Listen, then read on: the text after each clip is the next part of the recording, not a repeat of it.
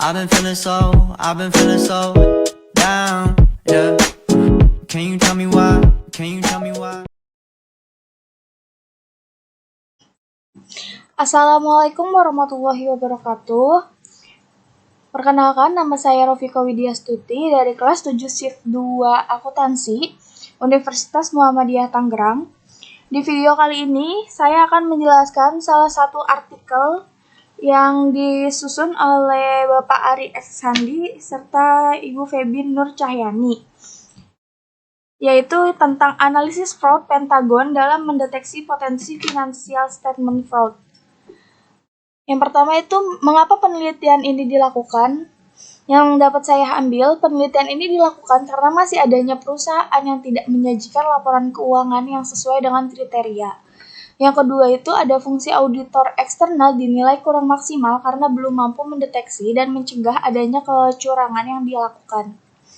Poin kedua itu, artikel utama dalam penelitian ini adalah yang pertama itu diambil dari kompas.com, yang mana manajemen adanya fenomena manajemen laba yang menimpa pimpinan puncak Toshiba Corporation dalam skandal penggelembungan keuntungan perusahaan sebesar 1,2 miliar US dollar.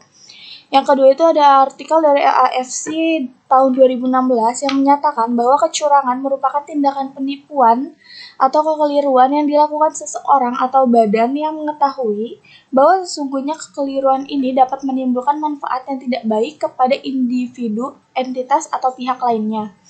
Yang ketiga itu ada artikel dari Crow pada tahun 2011 yang menjelaskan tentang American Institute of Creative Public Accounts atau AICPA yang menerbitkan Statement Auditing Standard atau SAS pada tahun 2002 yang bertujuan untuk meningkatkan efektivitas auditor dalam mendeteksi keuangan yang dikenal dengan teori Pentagon. Poin ketiga itu ada kebauran atau novelty dari penelitian ini, yaitu adanya sebuah hubungan antara stabilitas. Dalam studi ini, fokus pada menjelaskan hubungan antara stabilitas keuangan terhadap potensi financial fraud, tekanan eksternal terhadap potensi financial fraud, target keuangan, sifat industri, keefektifan pengawasan, pergantian auditor, pergantian direksi, frekuensi kemunculan gambaran CEO terhadap potensi financial statement fraud. Poin berikutnya adalah rumusan masalah dan tujuan. Rumusan masalah dalam artikel ini, yang pertama adalah, apakah pengaruh stabilitas keuangan terhadap potensi financial statement fraud?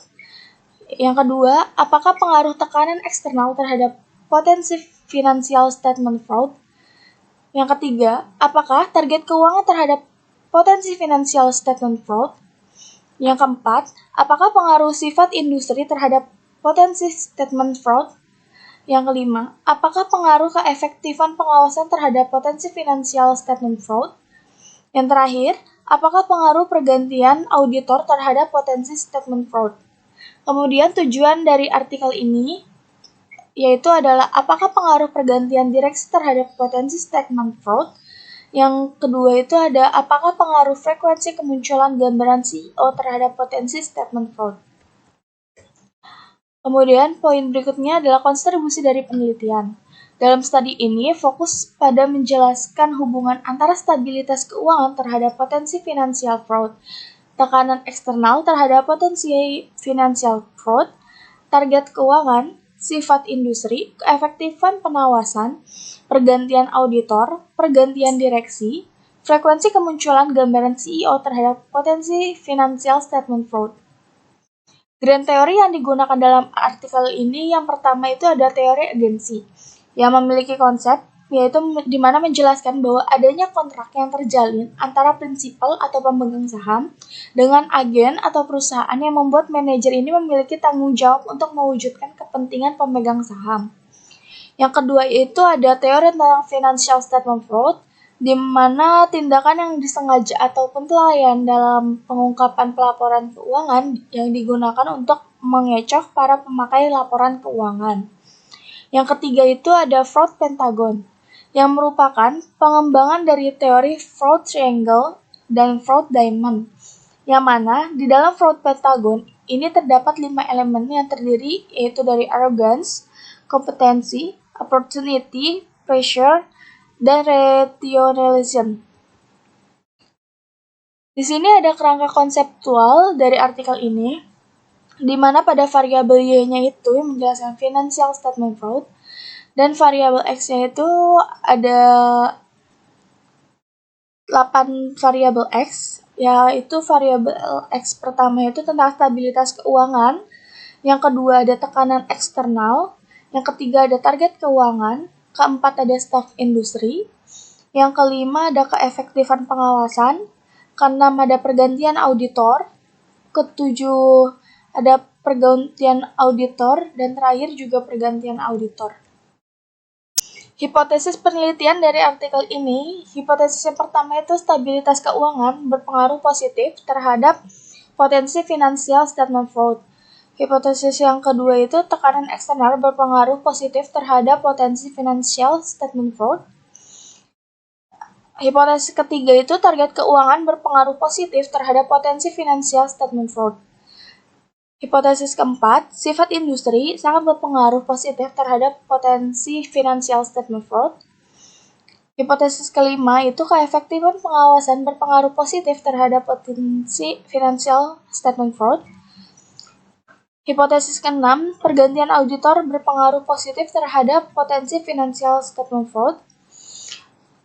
Terus untuk hipotesis yang ketujuh itu pergantian direksi berpengaruh positif terhadap potensi financial statement. Terus untuk hipotesis yang terakhir itu frekuensi kemunculan gambaran CEO berpengaruh positif terhadap potensi financial statement fraud. Jadi dari kedelapan hipotesis ini sangat berpengaruh positif terhadap variabel Y, yaitu terhadap financial statement fraud. Metode yang digunakan dalam artikel ini yaitu ada definisi pengukuran variabel, yang dimana variabel dependent yaitu yang dimaksud adalah financial statement fraud, dan variabel independent yaitu pertambahan total aset dari tahun ke tahun. Metode yang dipakai adalah populasi dan sampel, di mana populasi yang dimaksud di sini adalah perusahaan manufaktur yang terdapat di Bursa Efek Indonesia pada tahun 2016 sampai dengan 2018. Dengan jumlah sampel dalam penelitian ini sebanyak 31 perusahaan yang diambil dengan metode purposive sampling. Di sini ada pengukuran variabelnya. Dalam artikel ini menggunakan variabel dependent. Variabel dependentnya itu dihitung dengan rumus F-score, di mana F-score itu didapat dari accrual quality ditambah financial performance, yang mana accrual quality itu dirumuskan sebagai accrual quality di dalam kurung current asset dikurang liability itu untuk mencari WC-nya, ditambah delta NCO itu didapat dari total aset dikurang current asset, investment, and advance dikurang total liabilities kurang current liabilities kurang long-term debt, ditambah delta fin yaitu total investment dikurang total liability dibagi dengan average total asset. Pengukuran variabelnya itu ada financial performance yaitu didapat dari change in receivable ditambah change in inventories ditambah change in cash sale ditambah change in earning. Change in receivable sendiri itu didapat dari receivable dibagi average total asset atau total rata-rata aset, dan change in inventory itu didapat dari inventory dibagi total rata-rata aset. Terus change in cash sales itu dia dapat dari total penjualan dibagi penjualan dikurang total piutang dibagi piutang. Kemudian change in earning yaitu di mana total modal dibagi dengan rata-rata total aset, terus dikurang modal dikurang T-1 dibagi average total asset di dalam kurung T-1.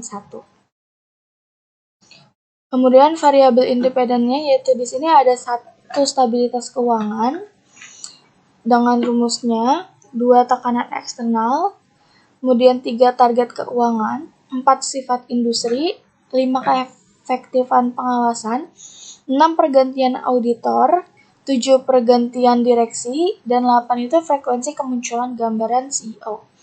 Dari macam-macam variabel independennya ini masing-masing ada perhitungannya, dapat dilihat di sini. Kemudian di sini akan membahas tentang persamaan regresi yang digunakan dalam artikel ini, yaitu dapat dilihat di sini rumusnya serta keterangannya, di mana FSF itu untuk financial statement fraud, A kecil untuk konstantanya, B besar untuk koefisiensi regresi variabel independen, SK-nya itu untuk stabilitas keuangan, TE atau tekanan eksternal, SI itu untuk sifat industri, KP itu untuk keefektifan pengawasan, PA untuk pergantian auditor, PD untuk pergantian direksi, FKG untuk frekuensi kemunculan gambar CEO, I-nya itu nilai perusahaan, T-nya itu time adalah waktu, E-nya itu adalah error. Pembahasan hasil penelitian di sini ada analisis statistik deskriptif, di mana min diperoleh dengan menjumlahkan seluruh data, membaginya dengan cacah data. Yang kedua, median adalah nilai tengah, datanya itu diurutkan dari yang terkecil hingga yang terbesar. Yang ketiga itu ada maksimum, adalah nilai paling besar dari data tersebut. Kemudian ada minimum, adalah nilai paling kecil dari data yang ada. Yang terakhir ada standar deviasi, adalah ukuran dispersi atau penyebaran data. Kemudian yang kedua ada uji F, dapat disimpulkan bahwa HA diterima dengan demikian. Variabel independen dalam penelitian ini yang terdiri dari stabilitas keuangan, tekanan eksternal, target keuangan, sifat industri, keefektifan pengawasan, pergantian auditor, pergantian direksi, dan frekuensi kemunculan gambar CEO memiliki pengaruh terhadap potensi financial statement fraud. Yang ketiga untuk uji R-nya atau koefisiensi determinasi, berdasarkan tabel di atas menunjukkan nilai R-squared sebesar 0,513207, yang artinya bahwa variasi perubahan naik turunnya pengungkapan potensi financial statement fraud itu sebesar 51,3%. Sementara sisanya yaitu sebesar 48,7% dijelaskan oleh variabel lain yang tidak diteliti dalam penelitian ini. Kemudian ada uji T, berdasarkan tabel di samping, dapat diketahui bahwa variabel stabilitas keuangan yang diproyeksikan melalui rasio perubahan total aset dan pergantian auditor memiliki nilai yang signifikan, di mana hal ini tuh menunjukkan bahwa variabel stabilitas keuangan sangat berpengaruh positif terhadap potensi financial statement fraud. Oke. Terakhir, di sini ada kesimpulan yang dapat saya ambil dari ke-14 poin yang saya teliti untuk artikel ini, yaitu berdasarkan hasil analisis data yang telah dilakukan dan pembahasan mengenai hasil dari penelitian, maka kesimpulannya itu yang pertama, stabilitas keuangan, tekanan eksternal, target keuangan, sifat industri, keefektifan pengawasan, pergantian auditor, pergantian direksi, dan frekuensi kemunculan gambaran CEO ini memiliki pengaruh terhadap potensi financial statement fraud. Berarti di mana variabel independen ini sangat berpengaruh pada variabel dependen. Kemudian variabel stabilitas keuangan itu disebabkan kondisi perusahaan yang sedang dalam keadaan tidak stabil akan menurunkan performa perusahaan dan akan memicu terjadinya kecurangan yang dilakukan manajemen. Yang ketiga, tekanan eksternal, yaitu di mana kemungkinan disebabkan karena Dewan Komisaris Independen yang mampu mengawasi terjadinya kecurangan. Kemudian yang poin keempat itu target keuangan. Itu disebabkan karena manajer yang menganggap bahwa besarnya target ROA perusahaan dinilai wajar dan bisa dicapai.